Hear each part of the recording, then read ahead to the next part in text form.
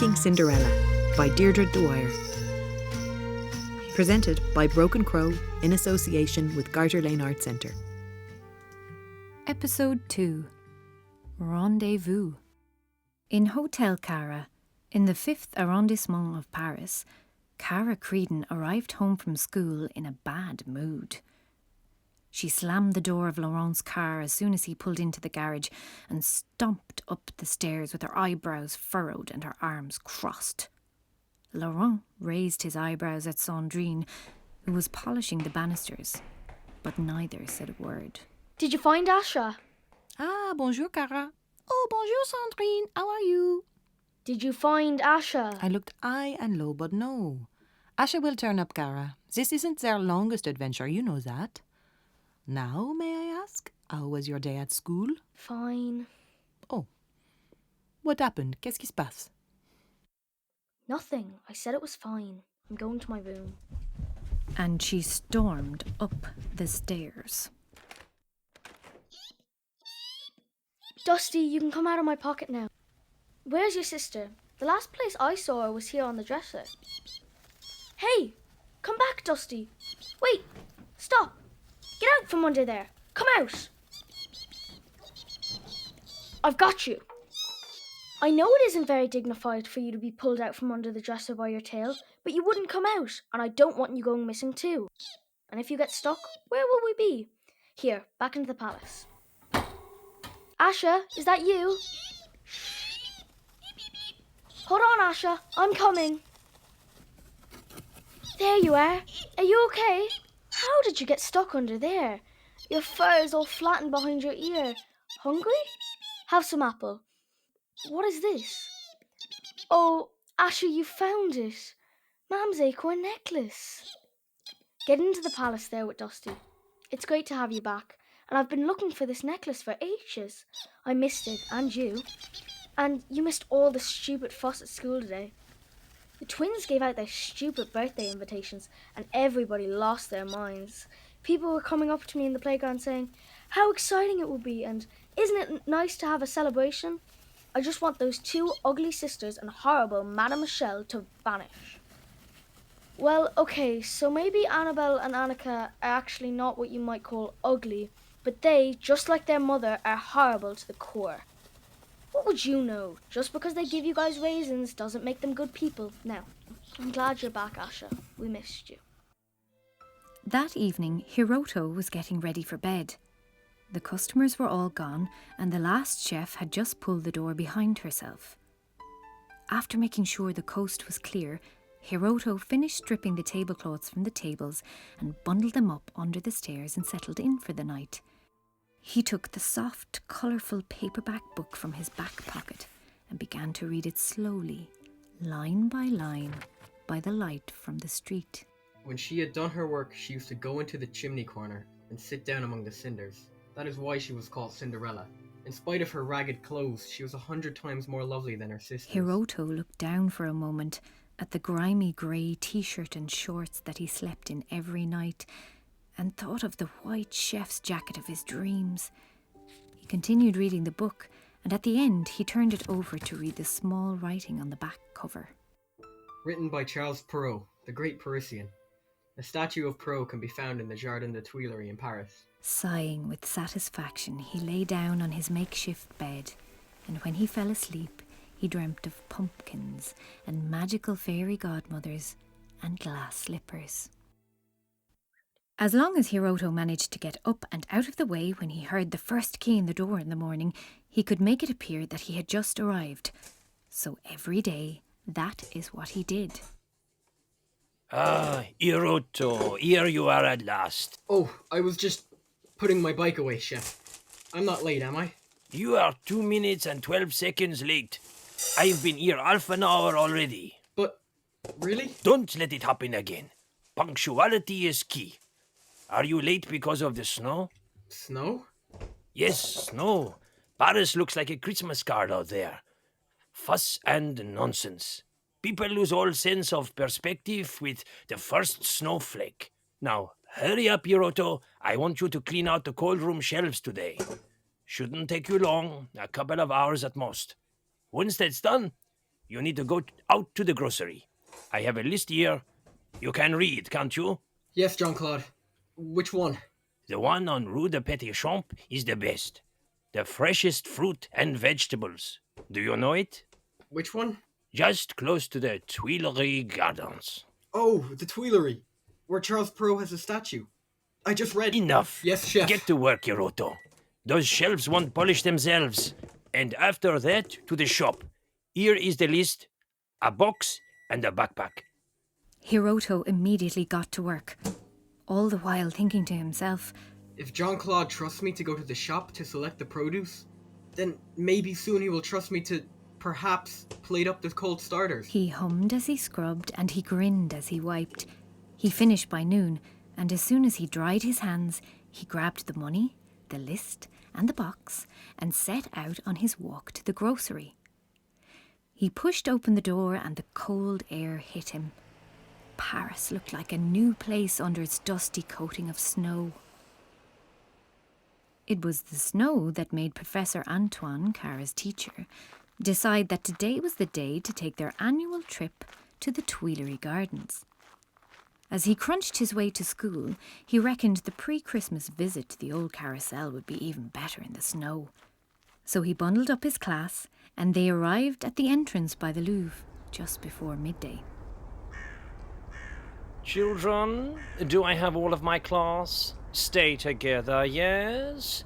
Here we are at the Tuileries Gardens. Hurry up, Lucette, that's it.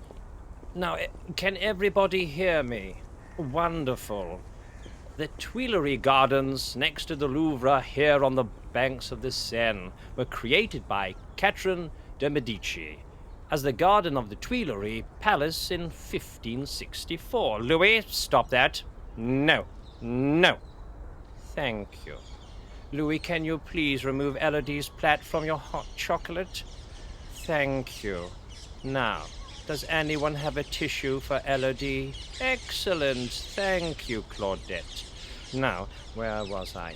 Yes, 1564. And it was eventually opened to the public in 1667 on the request of the famous author of Sleeping Beauty and other fairy tales, Charles Perrault. It was the first royal garden to open to the public. Stand up, Esther. No, the ground is too cold to be sitting on. Up. There's a good girl. Professor Antoine, Charles Perrault, didn't he write Cinderella? Yes, indeed he did. Well done, Cara. And it says here, a statue in celebration of the author is found just over there beyond the carousel. Jacques, leave Maria alone. No, you don't have to hold hands now. It's only when you're crossing the road. Where was I? Yes.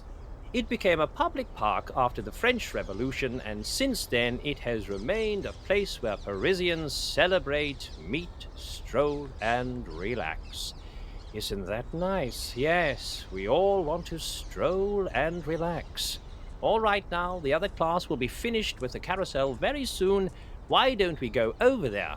Yes, let's go. No, Louis, please stop that. Does it look like Arnaud wants to stroke the pigeons? No?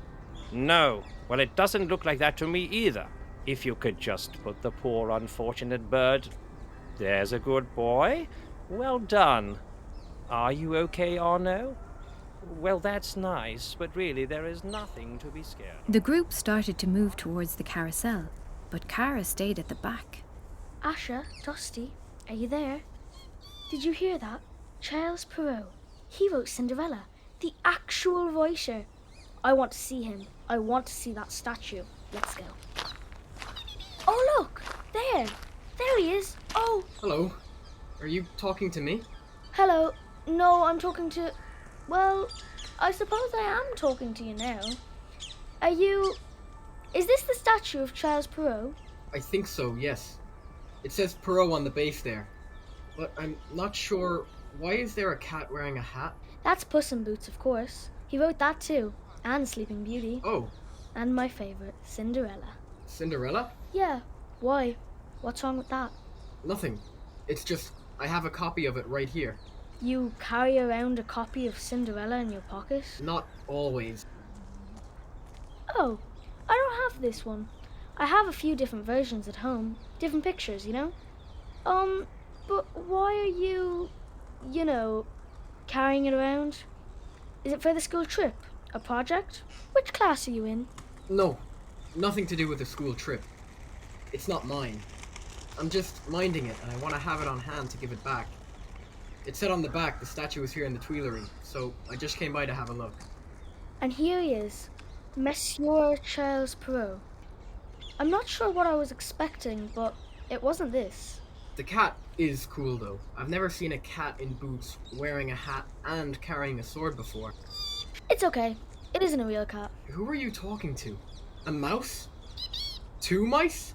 Dusty is the brown one and Asher the grey. Hello there. Can I touch them? Sure, of course.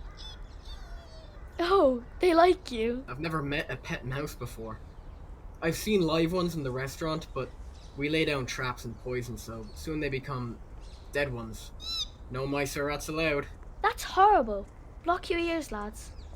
What restaurant? The one I work in. You work in a restaurant?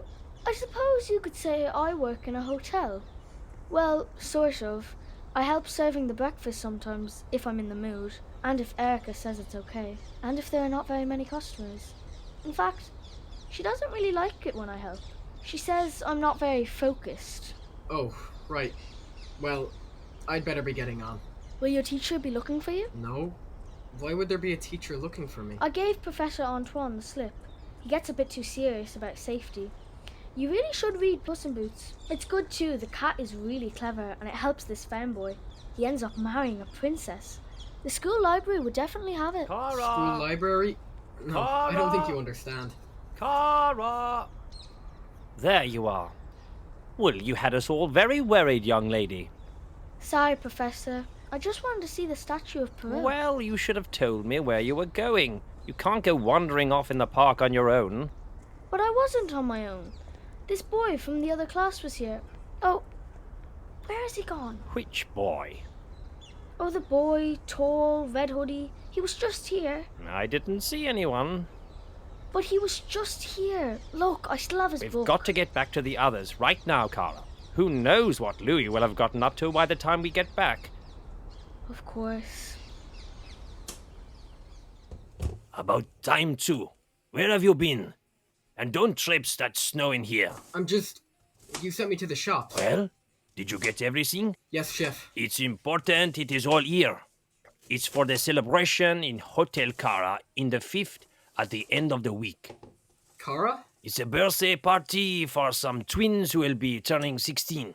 They've ordered the classics: French onion soup, beef bourguignon, ratatouille, and for dessert, a chocolate mousse for 200 people. The new events manager says if it goes well, there could be many more coming our way. Can I cook or prepare something? This is the most exclusive party the restaurant has ever catered for. They want the best food in Paris, which means mine. Now, if you're ready, can you begin to clean those pots, please? We need to start with a fresh kitchen so that I can create the classic and best. Yes, chef. You have been listening to the voices of Sophia Furlong, David Marchant, Devlyn Lonergan, Aideen Wylde, Joe Marr, Nicholas Kavanagh, Jacqui Kelleher and Deirdre Dwyer, and the music of Anthony O'Dwyer. For further information about the cast and crew, go to deirdredwyer.com. The illustrator for episode 2, Rendezvous, was Debora Adichi. Seeking Cinderella was written while Deirdre was in residence at the Irish Cultural Centre in Paris in November 2021, supported by Draocht Blanchardstown. It was recorded and made in Waterford in the winter of 2022 and was only possible thanks to the support of the Arts Council of Ireland, Creative Waterford, Waterford City and County Council Arts Office and the Everyman Cork.